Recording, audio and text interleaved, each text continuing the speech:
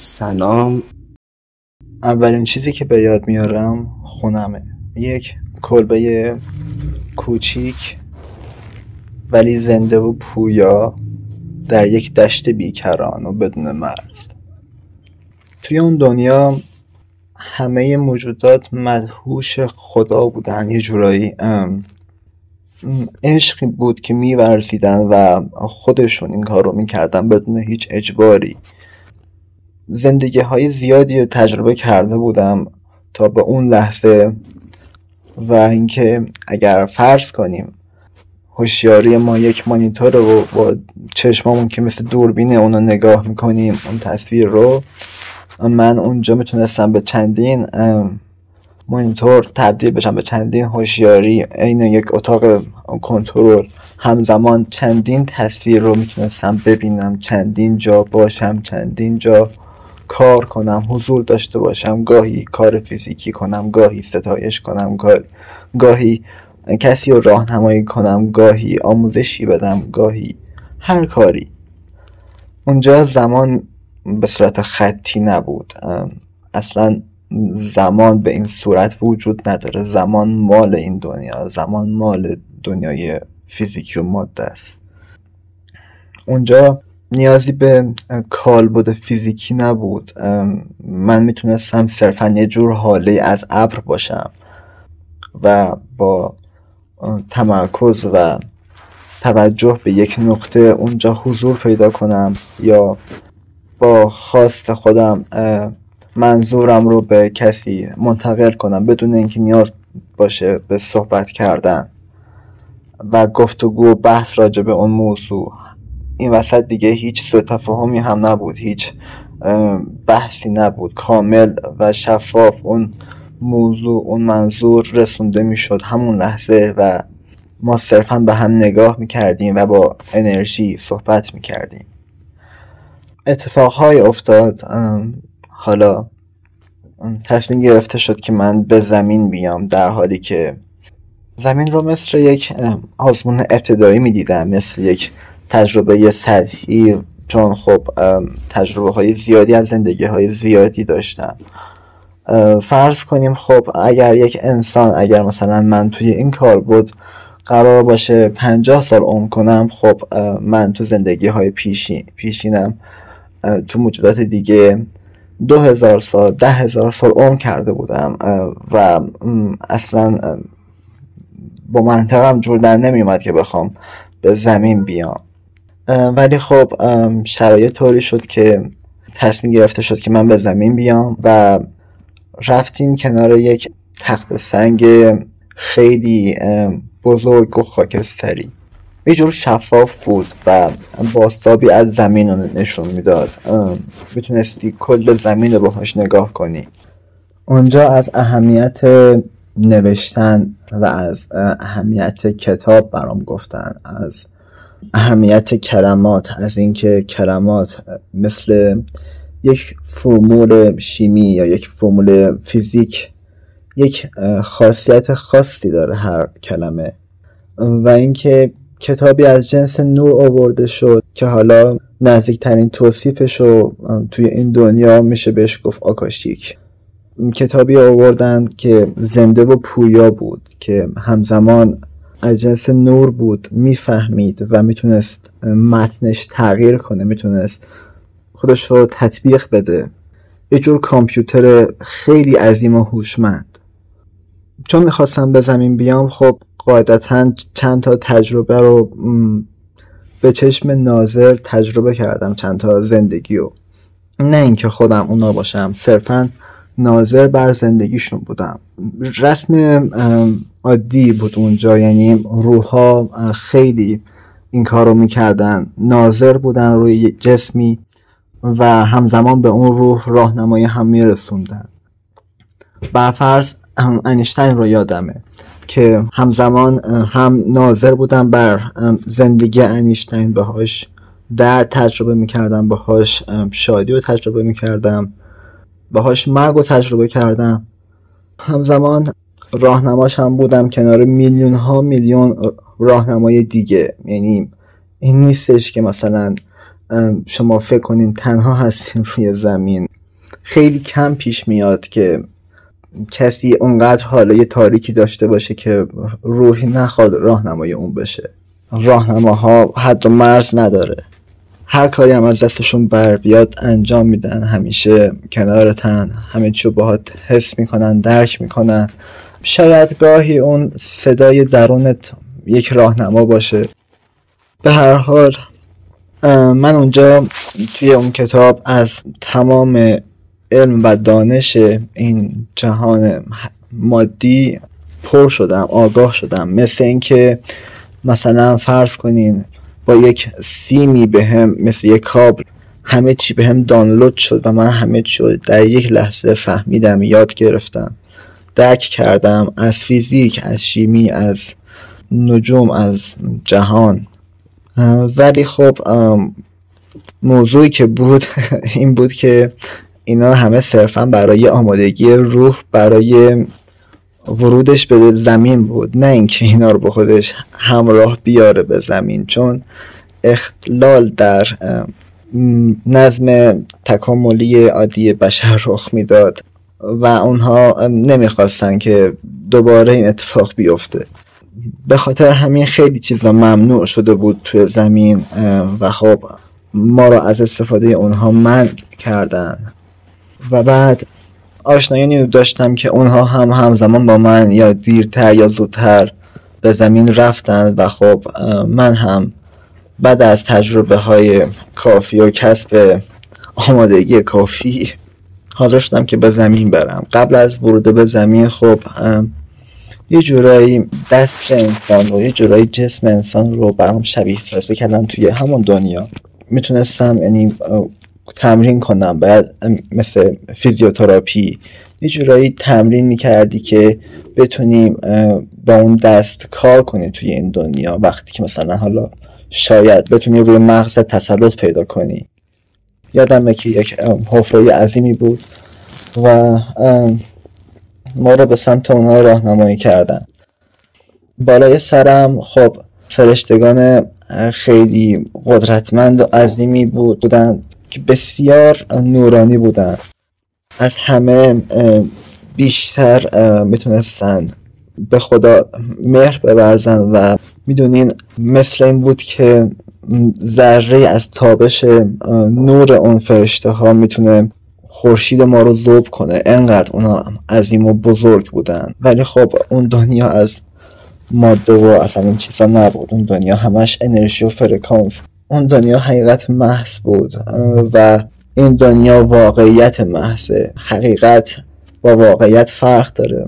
ما انسان ها با اعتقادی که داریم میتونیم واقعیت رو شبیه سازی کنیم، میتونیم واقعیت رو دستکاری کنیم، ولی حقیقت همیشه ثابته. ستاره کمربند صورت فلکی شکارچی و به عنوان نشانه یادمه که میجور نشانه گذاشتن که بتونم راه برگشت رو پیدا کنم. این خیلی مهم بود. روح‌ها در راه بازگشت اگر آلوده به زمین باشن به کمک نیاز پیدا میکنن.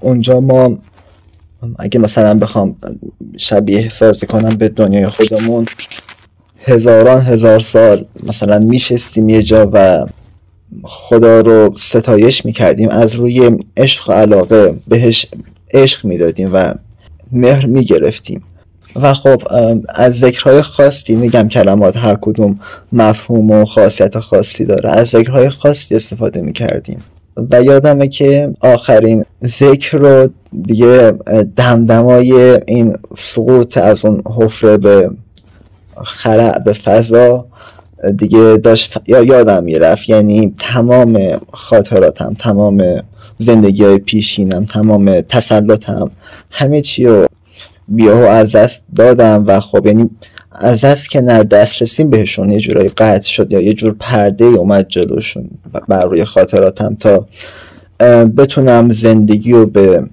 شکل یک انسان تجربه کنم. توی خلأ معلق شدم، با سرعت پرتاب می شدم، گاهی ثابت می شدم. موجودات سیاهی رو می دیدم که سعی می کردن به هم چنگ بزنن یا به سمت هم حمله ور می شدن. و من دائم فقط اون ذکر رو، آخرین ذکرم بود که یادم مونده بود و با خودم تکرار میکردم و اون وجود نورانی و مقدس که حالا من بهش میگم خدا رو ستایش میکردم و ازش کمک میخواستم. اون ذکر یک کلمه بود ولی مفهومش حدوداً میشه خداوند هدایتگر من است، خداوند ساربان من است. صرفاً حالا خدا اون کلمه اهمیتی نداره، صرفاً اون موضوع، اون انرژی که با بیان اون کلمات از خودمون ساطع میکنیم، اون فرکانسی که خودمون ساطع میکنیم که اهمیت داره. اون موجودات یه جورایی از ترس تغذیه میکردن، از ترس موجودات نور، و با ذکر خدا، با یاد خدا، با حتی نام خدا، حتی با صدا زدن خدا، همون کلمه خدا، همون یادی که به یادش بیاریم میتونست بر این ترس غلبه کنه. و خب وقتی که ازشون نمیترسیدی، وقتی که از تاریکی نمیترسیدی، وقتی که خودتو در آغوش میگرفتی در این تاریکی، وقتی که حل میشدی درش، اون موجودات طبیعتاً میرفتن، طبیعتاً دیگه ترسی نبود که بخوان ازش تغذیه کنن و خب بی خودی نمیموندن اونجا. توی یک تونل نوری وارد شدم بعد از اون، و اون تونل پر از رنگ‌های زنده بود، پر از رنگ‌های پویا و در حال چرخش. روبروم مثل یک دنباله فیبوناچی، مثل یک حلزون در حال چرخش، مثل این چیزای هیپنوتیزمی هستش که چرخشیه، هی میچرخه، مثل اونا هی در حال چرخش بود. مثل یک موسیقی که بهش گوش میدی، مثل یک فرکانسی که روش تنظیم میشی، کم کم صدای گردش خون رو مثل یک آتش، مثل یک شعله در حال فوران توی گوشم میشنیدم و کم کم به جسمم که جنین بود حالا در رحم مادر هوشیار شدم و خب اومدیم به دنیا دیگه. خلاصه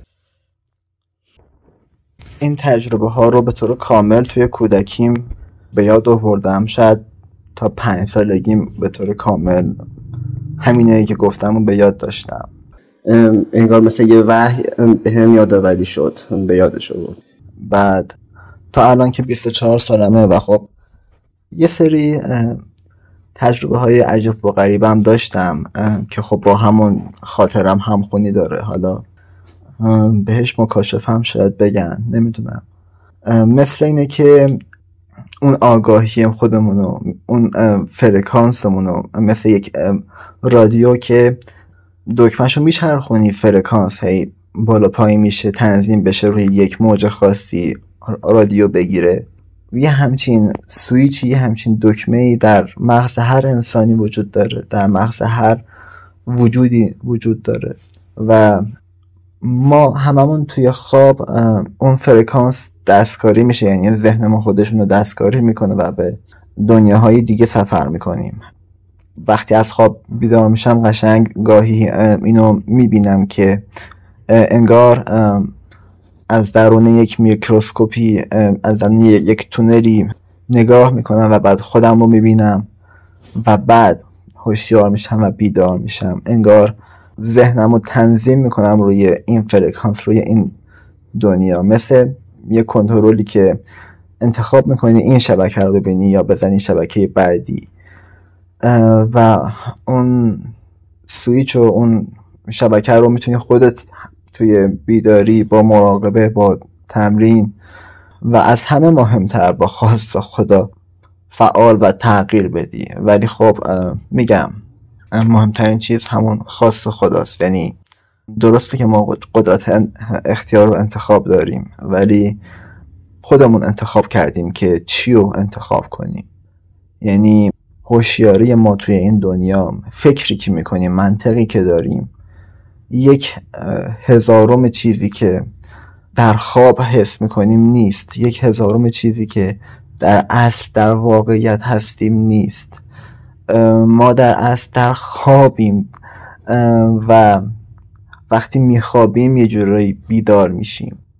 این به این معنی نیست که جهان مادی بی اهمیت و مهم نیست. اتفاقا بسیار مهمه، چون این دنیا، این ماده از انرژی فشرده شده به وجود اومده و هر کاری که ما تو این دنیا انجام میدیم تأثیر خیلی عمیقی توی اون دنیا داره و اگر شما مهری رو بدی، مهری رو پس میگیری. اگر عشقی رو بدی، عشقی رو میگیری. اگر نفرت ببرزی، نفرت پس میگیری.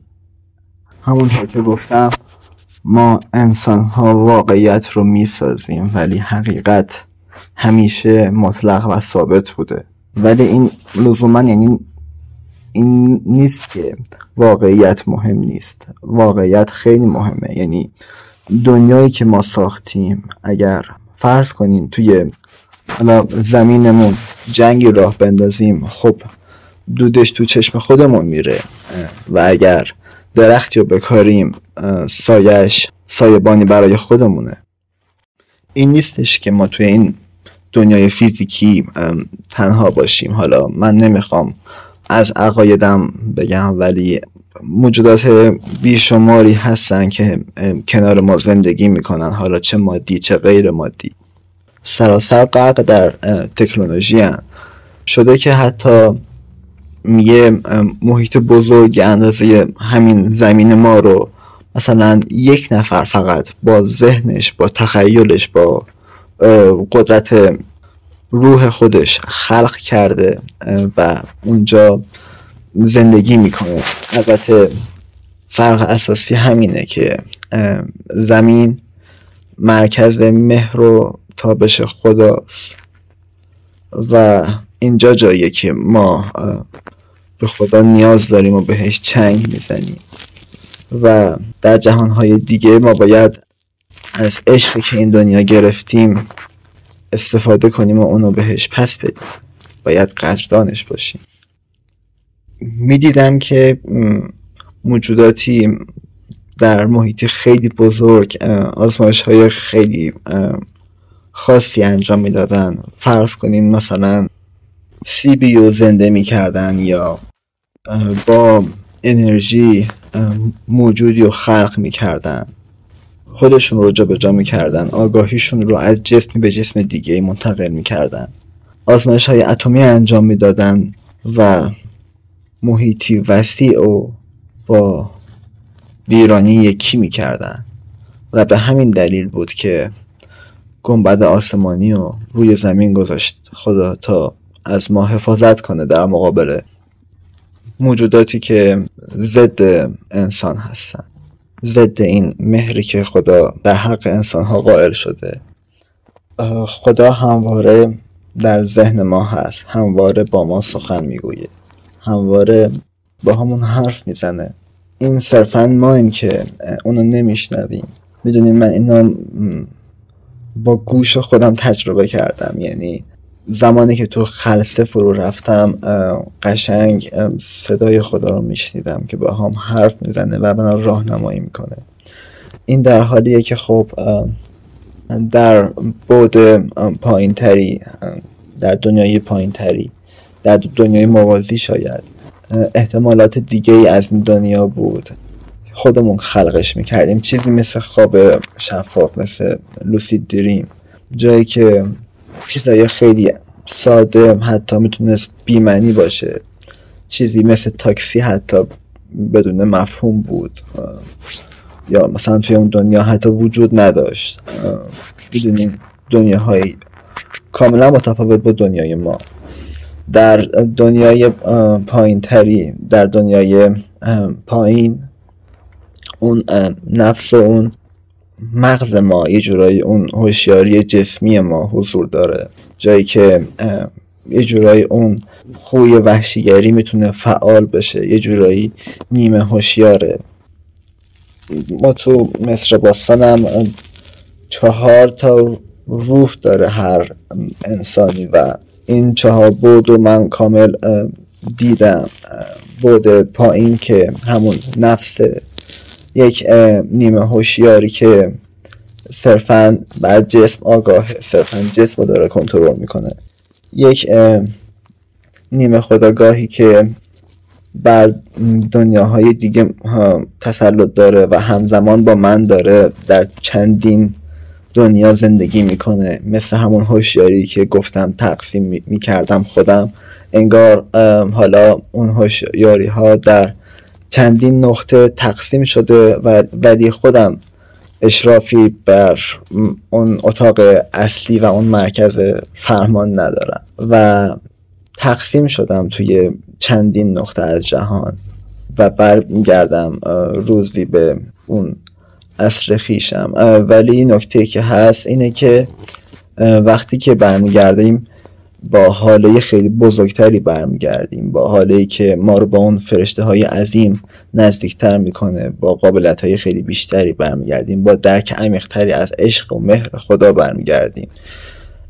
این مهمترین رسالت ما توی زمینه که بتونیم تجلی نور و مهر خدا در این جهان مادی باشیم. به قلبتون اعتماد داشته باشید و هر شخصی این دنیا رو به چشم خودش اونطوری که خودش میخواد میبینه، اثر ناظر، یعنی اونطوری که باورداری دنیا برات شکل میگیره، اونطوری که انتظار داری دنیا پیش میره، اونطوری که باورداری دنیا رو میبینی و حس میکنی. به هر آن چیزی که باور داشته باشید همان برای شما واقعیت پیدا میکنه. باشد تا حقیقت بر همگان دیده شد.